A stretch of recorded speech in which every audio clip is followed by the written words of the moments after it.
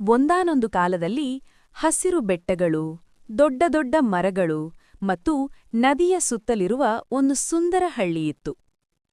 ಆ ಹಳ್ಳಿಯಲ್ಲಿ ಒಬ್ಬ ಕುಂಬಾರನ ಮನೆಯಿತ್ತು.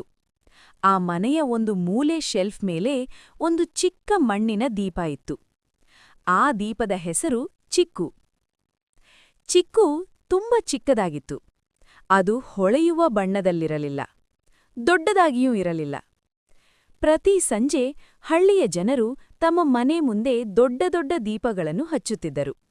ಅವು ತುಂಬಾ ಪ್ರಕಾಶಮಾನವಾಗಿ ಹೊಳೆಯುತ್ತಿತ್ತು. ಜನರು ಅವನ್ನು ನೋಡಿ ಖುಷಿಪಡುತ್ತಿದ್ದರು.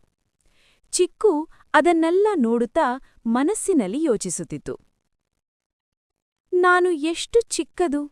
ನಾನು ಯಾವತ್ತೂ ಇಂಥ ದೊಡ್ಡ ದೀಪಗಳಂತೆ ಬೆಳಗಲು ಸಾಧ್ಯವಿಲ್ಲ. ಅದಕ್ಕೆ ತುಂಬ ದುಃಖವಾಗುತ್ತಿತ್ತು. ಕತ್ತಲೆಯ ರಾತ್ರಿ. ಒಂದು ದಿನ ಸಂಜೆ ಆಕಾಶದಲ್ಲಿ ಕಪ್ಪು ಮೋಡಗಳು ಕವಿದವು. ಬಲವಾದ ಗಾಳಿ ಬೀಸಿತು. ಮಿಂಚು ಗುಡುಗು ಶುರುವಾಯಿತು. ಅಷ್ಟರಲ್ಲಿ ಫಫ್! ಹಳ್ಳಿಯಲ್ಲಿನ ವಿದ್ಯುತ್ ಸಂಪೂರ್ಣವಾಗಿ ಹೋಗಿಬಿಟ್ಟಿತು. ಹಳ್ಳಿ ಪೂರ್ತಿ ಕತ್ತಲೆಯಲ್ಲಿ ಮುಳುಗಿತು. ಮಕ್ಕಳು ಹೆದರಿದರು. ವಯಸ್ಕರು ಗಾಬರಿಯಾದರು. ವೃದ್ಧರು ಏನು ಮಾಡೋದು ಎಂದು ಯೋಚಿಸಿದರು. ದೊಡ್ಡ ದೀಪಗಳನ್ನು ಹಚ್ಚಲು ಪ್ರಯತ್ನಿಸಿದರು, ಆದರೆ ಗಾಳಿಯಲ್ಲಿ ಅವು ನಂದಿ ಹೋಗುತ್ತಿದ್ದವು. ಚಿಕ್ಕುವಿನ ಅವಕಾಶ.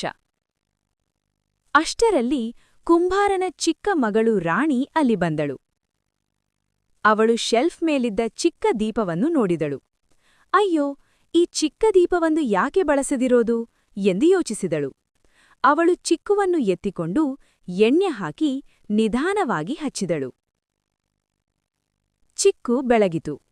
ಚಿಕ್ಕದಾಗಿದ್ದರೂ ಅದರ ಬೆಳಕು ತುಂಬಾ ಸ್ಥಿರವಾಗಿತ್ತು. ಗಾಳಿಗೆ ನಂದಲಿಲ್ಲ. ಚಿಕ್ಕು ಅಚ್ಚರಿಗೊಂಡಿತು. ನಾನು ಬೆಳಗುತ್ತಿದ್ದೇನೆ.